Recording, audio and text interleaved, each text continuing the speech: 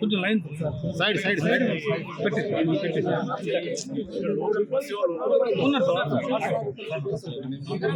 మీరు అంత లైన్ పెడదాం రండి బాబు మీరు రండి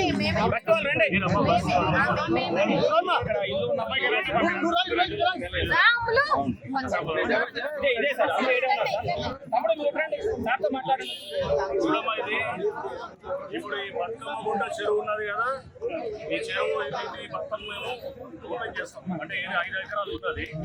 దీంట్లో బస్తీ వాళ్ళు ఎవరికైతే ఇల్లు ఉన్నాయో వాళ్ళకి ఎవరికి ఏం ప్రాబ్లం ఉండదు. వాళ్ళు ఎవరికి ఇప్పుడు అంటే వాళ్ళది అక్కడ చెరువు పక్కన వచ్చినా కానీ కూడా వాళ్ళు భయపడాల్సిన అవసరం లేదు.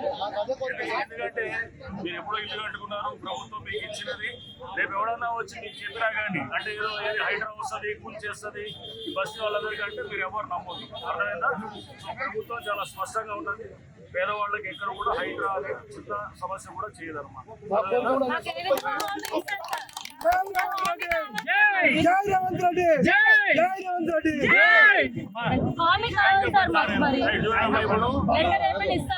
ఈ చెరువు కూడా దీన్ని ఇప్పుడు దాదాపు 5 ఎకరాలు ఉన్నది. అది ఆక్రమణలో అంటే దాన్ని ఏం చేస్తారు, మొత్తం నింపేసి దాన్ని మొత్తము మట్టితోటి లేకపోతే దీంతోటి మొత్తం చేయడం వల్ల చుట్టుపక్కల అంతా కూడా బస్సులన్నీ నిండుతుంటాయి. వర్షం వస్తే అందరికి వస్తాయి.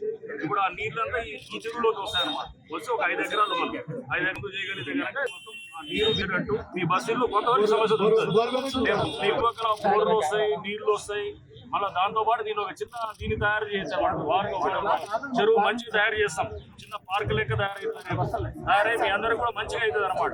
ఈ చుట్టుపక్కల నీళ్లు వస్తాయి.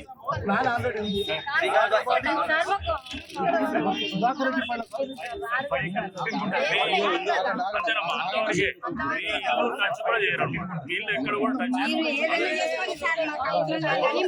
చెరువు వరకు 5 ఎకరాలు.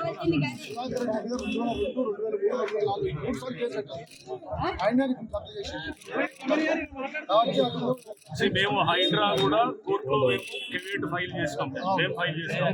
ఫైల్ చేసి రేపు ఏది కూడా హైకోర్టులో కూడా చూసాం, పేపర్లన్నీ కూడా చూసాం. మా లీగల్ అడ్వైజర్ గారు కూడా మొత్తం దాని మీద లాస్ట్ వారం రోజులు స్టడీ చేసి చూస్తే దాంట్లో ఎక్కడ కూడా ఎటువంటి కోర్టు ఉత్తర్వులు కూడా లేవు. వాళ్ళ టైటిల్ ప్రూవ్ చేసుకోమని అది చాలా స్పష్టంగా వాళ్ళకి హైకోర్టు ఎప్పుడో చెప్పింది. కానీ టైటిల్ ప్రూవ్ చేసుకోవచ్చు. మా హైడ్రా ఆఫీసర్స్ అందరూ చాలాసార్లు మీటింగ్ అయి దీని మీద తీసుకున్న తర్వాతే కోర్టు పేపర్లు కూడా అన్ని చూసిన తర్వాతే మేము మీ రేట్లు పెరుగుతాయి. రేపు ఇలా రేట్లు అసలు అందుకు అదే ఆ డౌట్ రావద్దనే వచ్చింది చెప్పింది కూడా.